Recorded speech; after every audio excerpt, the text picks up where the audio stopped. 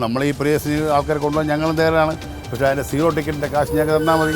സ്റ്റാഫുകളുടെ കുടുംബം അവരെ സംരക്ഷിക്കണം. മുമ്പ് കിട്ടിക്കൊള്ളുന്നതിൻ്റെ ഒരു അരഭാഗം പോലും നേരെ കിട്ടുന്നില്ലെന്ന അവരുടെ ഏറ്റവും വലിയൊരു പരാതി. 2 വീലർ ഉപയോഗിച്ചിരുന്ന ആൾക്കാർ വീട്ടിൽ വെച്ചിട്ട് ഈ പ്രിയസിലാണ് യാത്ര ചെയ്യുന്നത്. മുമ്പ് സ്ഥിരമായി വന്നുകൊണ്ട് യാത്രക്കാർ അവിടെ നിന്ന് വണ്ടി വരുമ്പം മൊബൈലിൽ എന്തെങ്കിലും നോക്കിക്കൊണ്ടിരിക്കും, പ്രിയസിനെ കാത്തു നിൽക്കുകയാണ്. അങ്ങനെയൊക്കെയുള്ള ഒരുപാട് സംഭവങ്ങൾ ഇപ്പോൾ ഉണ്ടായിക്കൊണ്ടിരിക്കുന്നുണ്ട്.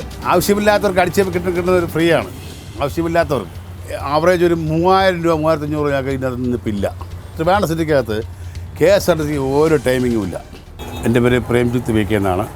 ഞാൻ തിരുവനന്തപുരത്ത് ഒരു സിറ്റി റൂട്ട് പ്രൈവറ്റ് ബസ് ഓപ്പറേറ്ററാണ്. ഞാൻ 93 മുതൽ ഈ ഫീൽഡിൽ ഒരു ഓപ്പറേറ്ററായിട്ട് പണിയെടുത്ത് വരുന്ന ആളാണ്. അപ്പോൾ അന്ന് ഡീസലിന് ഇത്ര വിലയോ അങ്ങനെയുള്ള മറ്റുള്ള ഒരു കാര്യങ്ങളും അന്നുണ്ടായിരുന്നില്ല. അത് ഇപ്പോഴത്തെ നമ്മുടെ ഈ സാഹചര്യത്തിൽ ഇപ്പം ഞങ്ങൾക്ക് 5 വണ്ടിയുള്ള ഒരു വ്യക്തിയാണ് ഞാൻ. ആ 5 വണ്ടിയിൽ 10 തൊഴിലാളികൾ ജോലി ചെയ്യുന്നൊരു സംരംഭമാണ്.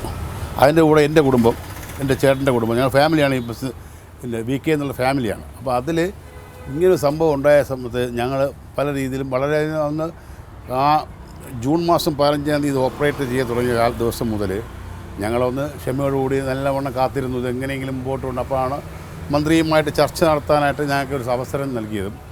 ബഹുമാനപ്പെട്ട മന്ത്രി ഞങ്ങൾക്ക് ഒരുപാട് വാഗ്ദാനങ്ങൾ തന്നിട്ടുണ്ട്. അത് പ്രാബല്യത്തിൽ കൊണ്ടുവരാനായിട്ട് അവരൊരു 5 അംഗ സമിതിയെ നിയോഗിച്ചുകൊണ്ട് ഈ സംരംഭത്തിൽ ഞങ്ങളെ മുക്തിയാക്കി തരാമെന്നൊരു ഏറ്റിട്ടുണ്ട്. എങ്കിലും ഇപ്പം നമ്മൾ ഇത്രയും ദിവസം കൊണ്ട് വളരെയധികം ഇതിനിടയിൽ പശ്ചിമേഷ്യയിലെ യുദ്ധം കാരണം ഡീസലിൻ്റെ വില വർധനവ് അത് ഞങ്ങൾക്ക് വളരെയധികം എഫക്റ്റ് ചെയ്തിട്ടുണ്ട്. അപ്പോൾ എല്ലാം ആയിട്ട് നമ്മളിപ്പോൾ ഇതിപ്പോൾ ഇങ്ങനെ കൊണ്ടുപോകുകയാണെങ്കിൽ ഞങ്ങളിപ്പോൾ ഈ കാണുന്ന എൻ്റെ പുതിയ ബസ്സാണ്. ഈ വണ്ടിയുടെ ഫിനാൻസ് എന്ന് പറയുന്നത് 66,000 രൂപ ഫിനാൻസ് മാസം അടയ്ക്കണം. ഇതിൻ്റെ കൂടെ ഇൻഷുറൻസ്, ടാക്സ്. ഞങ്ങളുടെ ടാക്സ് കുറച്ചത് ഇവിടെ തുച്ഛമായ ഒരു 115-150 രൂപയ്ക്കിടയ്ക്കുള്ള വേരിയേഷൻ മാത്രമേ ഉണ്ടായിട്ടുള്ളൂ. അതൊരിക്കലും നമുക്കത് അഫോർഡ് ചെയ്യാൻ പറ്റുന്നൊരു കാര്യമല്ല. അപ്പോൾ അത് ബഹുമാനപ്പെട്ട മുഖ്യമന്ത്രിക്ക് ഞങ്ങളൊരു പരാതി കൊടുക്കാനായിട്ട് കാത്തിരിക്കുകയാണ്. ഇത് കഴിഞ്ഞിട്ട് മുഖ്യമന്ത്രി ചർച്ച നടത്താമെന്നും ബഹുമാനപ്പെട്ട ഗതാഗത മന്ത്രി പറഞ്ഞിട്ടുണ്ട്. അവരുടെ 5 അംഗ സമിതി, ആ സമിതിയാണ് ഇതിന് ഇനി മുൻകൈ എടുത്ത് ഇതെന്ത് ഞങ്ങൾക്ക് ചെയ്തു തരാമെന്ന് ഈ സമയബന്ധിതമായി 1.5 മാസം ചോദിച്ചു. പക്ഷേ നമ്മൾ 30 ദിവസമായ 1 മന്താണ് നമ്മളിപ്പം അങ്ങോട്ടേക്ക് പറഞ്ഞിട്ടുള്ളത്. അതിനുള്ളിൽ നമുക്ക് ഇതിനൊരു പരിഹാരം കണ്ടു തരാമെന്ന് വാഗ്ദാനം നൽകിയിട്ടുണ്ട്. പ്രിയദർശിനി എന്ന് പറയുന്നത് ഗവൺമെൻറ്റിൻ്റെ ഒരു അവകാശത്തിൽ അവർ നേടിയെടുത്തൊരു സംഭവമാണ്. അത് കുഴപ്പമില്ല. അത് നമുക്ക് എഫക്റ്റ് ചെയ്യുന്ന രീതി അല്ലാതെ ഗവൺമെൻറ് ഞങ്ങളെ ഒന്ന് സഹായിച്ചിരുന്ന സബ്സിഡി ഇനത്തിലും ഈ ഡീസലിൻ്റെ സെസ് എന്ന് പറഞ്ഞാൽ ഞങ്ങളന്ന് കഴിഞ്ഞ സർക്കാരിൻ്റെ കാലത്ത് ഒരു സെസ് ഈടാക്കുന്നുണ്ട്. ആ സെസ്സിൽ ഇപ്പോൾ ഈ ഡീസലിൻ്റെ വിലയിൽ ഇതെല്ലാം ഒന്ന് ഒഴിവാക്കി തന്നു നമുക്ക് കുറച്ചൊക്കെ ഒരു അങ്ങോട്ടും ഇങ്ങോട്ടും നമ്മൾ ഈ പ്രിയസ് ആൾക്കാരെ കൊണ്ടുപോകാൻ ഞങ്ങളും തയ്യാറാണ്. പക്ഷേ അതിൻ്റെ സീറോ ടിക്കറ്റിൻ്റെ കാശ് ഞങ്ങൾക്ക് തന്നാൽ മതി. അത് തന്നാലും ഞങ്ങൾ കൊണ്ടുപോകാൻ തയ്യാറാണ്. ഞങ്ങൾക്ക് മടിയൊന്നുമില്ല. സ്ത്രീകളെ കൊണ്ടുപോകാൻ ഞങ്ങൾക്ക് ഒരു മടിയില്ല. പക്ഷേ അതിനുള്ള വരുമാനം ഞങ്ങൾക്ക് സ്രോതസ് കണ്ടെത്തി തരുന്നത് സർക്കാർ തന്നെയാണ്. അല്ലാതെ ഞങ്ങൾക്ക് ഇതിനകത്ത് കാരണം ഞങ്ങളെ ഈ 10 കുടുംബക്കാർ, ഈ 10 സ്റ്റാഫുകളുടെ കുടുംബം അവരെ സംരക്ഷിക്കണം. അവർക്ക് ഇന്ന് കിട്ടുന്ന ശമ്പളത്തിൻ്റെ ഒരു 1/4 ഭാഗം പോലും മുമ്പ് കിട്ടിക്കൊള്ളുന്നതിൻ്റെ ഒരു അരഭാഗം പോലും നേരെ കിട്ടുന്നില്ലെന്ന അവരുടെ ഏറ്റവും വലിയൊരു പരാതി. അപ്പോൾ അതെല്ലാം സഹിച്ചുകൊണ്ട് ഞങ്ങളിങ്ങനെ ഈ വാഹനം നയിച്ചുകൊണ്ട് പോയിക്കൊണ്ടിരിക്കുകയാണ്. സർക്കാർ ഇതിന് വിഹിതം കിട്ടിക്കഴിഞ്ഞാൽ ഈ പ്രിയദർശിനി ഞങ്ങളും ഓപ്പറേറ്റ് ചെയ്യാൻ തയ്യാറ് തന്നെയാണ്. അതിന് മടിയൊന്നുമില്ല. കാരണം മൊത്തം ഇതൊരു ബസ് ട്രാൻസ്പോർട്ടേഷനാണ്. ട്രാൻസ്പോർട്ടേഷൻ എന്ന് പറയുമ്പോൾ ഇതൊരു പൊതു വ്യവസായമായി കണക്ക് കൂട്ടി ഇതിനെ ജനങ്ങൾക്ക് ഉപകാരപ്രദമായ രീതിയിൽ മുമ്പോട്ട് കൊണ്ടുപോകണം. അത് അവർക്ക് ആവശ്യമായ സാധനമാണത്.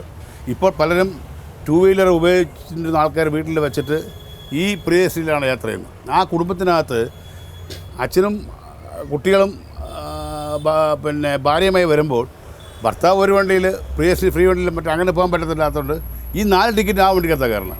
അപ്പം നമ്മളെ കയറി കൂടുന്ന ടിക്കറ്റുകളെല്ലാം KSRTC വരുമാനം കൂടുകയാണ്. KSRTCക്ക് ഒരു പ്രിയശ്രീ കയറിയാൽ അതിൻ്റെ കൂടെ 3 പേരുണ്ടെങ്കിൽ പുരുഷന്മാരായാലും കുട്ടികളായാലും ടിക്കറ്റ് എടുത്തില്ല പറ്റുന്നത് എടുക്കും. അങ്ങനെ ഒരു സംഭവം ഇതിനകത്തുണ്ട്. അപ്പോൾ ഈ 4 ഞങ്ങളുടെ ബസ്സിലാണ് കയറിക്കൊണ്ടിരിക്കുന്നത്. ഇപ്പം നമ്മുടെ ബസ് വരികയാണെന്നുണ്ടെങ്കിൽ മുമ്പ് സ്ഥിരമായി വന്നുകൊണ്ട് യാത്രക്കാർ അവിടെ നിന്ന് വണ്ടി വരുമ്പം മൊബൈലിൽ എന്തെങ്കിലും നോക്കിക്കൊണ്ടിരിക്കും, മൊബൈലിൽ ടച്ച് ചെയ്ത് കളിച്ചുകൊണ്ടിരിക്കും. അപ്പോൾ ആ വണ്ടി ആൾക്കാർ കയറി കഴിയുമ്പോൾ ആകെ പാസഞ്ചർ മൊബൈൽ കയറി വെച്ചിട്ട് പ്രിയദർശിനെ കാത്തു നിൽക്കുകയാണ്. അങ്ങനെയൊക്കെയുള്ള ഒരുപാട് സംഭവങ്ങൾ ഇപ്പോൾ ഉണ്ടായിക്കൊണ്ടിരിക്കുന്നുണ്ട്. അത് അവർക്ക് ഇപ്പം നമ്മുടെ എന്ത് സൗജന്യം കിട്ടുന്ന ആൾക്കാരുടെ പിറകെ കിടക്കുന്ന ഒരു കാലഘട്ടമാണ് ഇപ്പോൾ. അതിൻ്റെ പിറക്കെയാണെന്നാണ് നമ്മുടെ വിശ്വാസം. ഇന്നല്ലെങ്കിൽ നാളെ അവർ നമ്മുടെ കൂടെ തന്നെ വരും എന്നാണ് നമ്മുടെ ദൃഢമായ നിശ്ചയം. KSRTC നിർത്തലാക്കുമെന്ന് അവരുടെ ഒരു ഗംഭീര വാഗ്ദാനമല്ല. പക്ഷേ അതിനൊരു ശരിക്കും അവർക്ക് ടൈം കിട്ടിയില്ല എന്നുള്ളതാണ് ഏറ്റവും പറ്റിയ അബദ്ധം. അത് ആ ടൈം എടുത്ത് ചെയ്തിരുന്നെങ്കിൽ ഇതിനെ ഒന്ന് ഡിവൈഡ് ചെയ്തൊക്കെ മാറ്റിയെടുക്കുകയായിരുന്നു. പക്ഷേ ഇത് പ്രയോജനപ്പെടുന്ന പലർക്കും ആവശ്യമില്ലാത്തവർക്ക് അടിച്ചേപ്പ് കിട്ടുന്നത് ഫ്രീ ആണ്. ആവശ്യമില്ലാത്തവർക്ക്, അതായത് ഇപ്പം ഞാൻ പറയുകയാണെങ്കിൽ ഗവൺമെൻറ് എംപ്ലോയീസിന് അതിനൊന്നും ഇപ്പോൾ അതിൻ്റെ ആവശ്യം ഇല്ല. ഒരു പ്രൈവറ്റ് ഫാമിലി ജോലി ചെയ്യുന്നവർക്ക് ഒരു കൺസെഷൻ ടിക്കറ്റുമാരി കൊടുത്ത് അങ്ങനെ വെച്ച് ചെയ്തിരുന്നെങ്കിൽ, കുട്ടികൾക്ക് കൊടുക്കുന്ന കൺസെഷൻ പോലെ ശരിയാക്കിയിരുന്നെങ്കിൽ ഇത് വൻ വിജയം. KSRTC കൊണ്ട് നഷ്ടം വരില്ലായിരുന്നു, നമുക്കും വരില്ല. പഠിക്കാൻ അവർ ഉദ്ദേശിക്കുന്ന വെച്ചാൽ ഈ സ്ത്രീകളുടെ യാത്ര കൊണ്ട് അവർക്ക് ഉണ്ടാകുന്ന നഷ്ടവും KSRTC നഷ്ടമാണോ ലാഭവും അത് പഠിക്കും. നമ്മളിൽ യാത്രക്കാർ കയറാത്തതിൻ്റെ നഷ്ടം നമുക്കെങ്ങനെ ഉണ്ടാകുന്നതും ഇതവരെ പഠിച്ച് അവർക്ക് നമുക്ക് പറയാൻ പറ്റും. നമ്മൾ ഒരു ദിവസത്തെ വരുമാനത്തിൽ നമുക്കുണ്ടാകുന്ന കുറവ്. ഒരു ദിവസം ഒരു വണ്ടി ഓടിക്കൊണ്ട് വന്നുകൊണ്ടിരുന്നതിൻ്റെ ഇപ്പോഴത്തെ ഒരു ആവറേജ് ഒരു 3000 രൂപ 3500 ഞങ്ങൾക്ക് ഇതിനകത്ത് നിന്നിപ്പില്ല. അപ്പോൾ അതിൽ അത് തൊഴിലാളികൾക്കും നഷ്ടമാണ്, നമുക്കും നഷ്ടമാണ്. നമ്മൾ ഇപ്പം തന്നെ ഞാൻ ബാങ്കിൽ ഇപ്പോൾ ലെറ്റർ കൊടുക്കാൻ പോവുക. ഇതിൽ ഒന്നുകിൽ ഇതിനെ ഞങ്ങൾക്ക് ഈ മാറ്റി കോഡ് തന്ന പോലെ എക്സഷൻ മാറ്റി തരണം, അതല്ലെങ്കിൽ ഈ വണ്ടി ഞങ്ങൾ സറണ്ടർ ചെയ്യാൻ ബാങ്കിന് സറണ്ടർ ചെയ്യാൻ വേണ്ടിയിരിക്കുകയാണ്. അതായത് വേറെ മാർഗ്ഗമില്ല. അല്ലെങ്കിൽ ഈ 66,000 രൂപ എന്ന് പറയുന്നത് നമ്മളൊരു ദിവസം ആവറേജ് ഒരു 2,000 രൂപ ഇതിൽ എങ്ങനെ കിട്ടണ്ടേ? 2,000 മിച്ചം വന്നാലല്ലേ ഇത്. പിന്നെ ഇതിന് ടാക്സ് ഉണ്ട്, ഇൻഷുറൻസ് ഉണ്ട്, ടയറിൻ്റെതുണ്ട്, മെക്കാനിക്കൽ പാർട്സ് ഉണ്ട്. ഈ പുതിയ വണ്ടിയാണെങ്കിലും പിന്നെ കമ്മ്യൂണിറ്റി സർവീസിന് ഫ്രീ ഇല്ല, പൈസ കൊടുത്താൽ മാത്രമേ അവർ ചെയ്യുന്നുള്ളൂ. അങ്ങനെയൊക്കെ ഉള്ള ബുദ്ധിമുട്ടുകൾ ഇപ്പം വളരെയധികം ബുദ്ധിമുട്ട് തന്നെയാണ് ഇപ്പോൾ ഈ ട്രാൻസ്പോർട്ടേഷൻ പൊയ്ക്കൊണ്ടിരിക്കുന്നത്. പ്രത്യേകിച്ച് ട്രിവാൻഡ്രം സിറ്റിക്കകത്ത് KSRTC ഒരു ടൈമിങ്ങും ഇല്ല. KSRTC എപ്പോൾ വേണം കൊണ്ട് നിർത്തി ഒരാളെടുക്കുന്നു പോകുന്നു. എന്നാൽ പ്രൈവറ്റ് ബസ്സിന് അങ്ങനെയല്ല. All over India CME rules അനുസരിച്ച് ടൈമിംഗ് ഉണ്ട്. ആ ടൈമിംഗ് ഇത്ര കിലോമീറ്റർ പാസ് ഇത്ര മിനിറ്റ് എന്നൊരു ടൈമിംഗ് ഉണ്ട്. അത് ഇവിടെ ഈ KSRTC ഇവിടെ പാലിക്കുന്നില്ല. ഞങ്ങൾക്കൊരു മുബസിൽ ബസ് സ്റ്റാൻഡോ വാഹനം പാർക്കുള്ള സ്ഥലമോ ഞങ്ങൾക്ക് ബസ് സ്റ്റാൻഡ് പോലും ഞങ്ങൾക്കില്ലെന്നുള്ളതാണ്. എന്നിട്ടാണ് ഇതിൻ്റെ ഇടയിൽ കൂടെയാണ് ഈ 100 വണ്ടി ഓടിക്കൊള്ളുന്ന സ്ഥലമാണ് ഈ ട്രിവാൻഡ്രം സിറ്റിയിൽ. ഇപ്പോൾ അതിൽ 6-7 എണ്ണം പല കാര്യങ്ങളായിട്ട് KSRTC തിരിച്ച് ആ പെർമിറ്റ് തിരിച്ചെടുത്തിട്ട് ആ വണ്ടികൾ KSRTC ഓപ്പറേറ്റ് ചെയ്യുന്നില്ല. ഇതിൻ്റെ കൂട്ടത്തിൽ പ്രൈവറ്റ് ബസ് ഓപ്പറേഷൻ ചെയ്യുന്നില്ല. പക്ഷേ പറ്റത്തില്ല, കോടതി വിധിയും മറ്റു കാര്യങ്ങളൊക്കെ ആയിട്ട് അങ്ങനെ കുറേ കാര്യങ്ങൾ പ്രശ്നമുള്ള ഒരു സംഭവമാണ്. തിരുവനന്തപുരത്തെ പെർമിറ്റ് പ്രത്യേകതരം പെർമിറ്റാണ്. 93 കിട്ടി. അങ്ങനെയാണ് ഒരു സമരകാലത്തിലൂടെ ഇറങ്ങി വന്നതാണ്. അപ്പോൾ ഞങ്ങൾക്ക് വേറൊരു സമരം ഇനി ഞങ്ങൾക്ക് ചെയ്യാൻ സുപ്രീം കോടതി തന്നൊരു പെർമിറ്റാണ് ഈ വണ്ടി, അല്ലാതെ കേരള ഗവൺമെൻറ് തന്ന പെർമിറ്റല്ല. അന്നും 1.5 വർഷം വണ്ടി ഒതുക്കിയിട്ട് കാത്തു കിടന്ന് ഹൈക്കോടതി നേരെ സുപ്രീം കോടതി പോയി വാങ്ങിച്ച പെർമിറ്റാണ്. അതിന് ശരിക്കും ഉള്ളടക്കം അത് തന്നെയാണ്. അതുകൊണ്ട് ഒരു സമരത്തിന് മുതിരാൻ ഞങ്ങൾ തയ്യാറാവില്ല. ഗവൺമെൻറ്റിൽ നിന്ന് നല്ലൊരു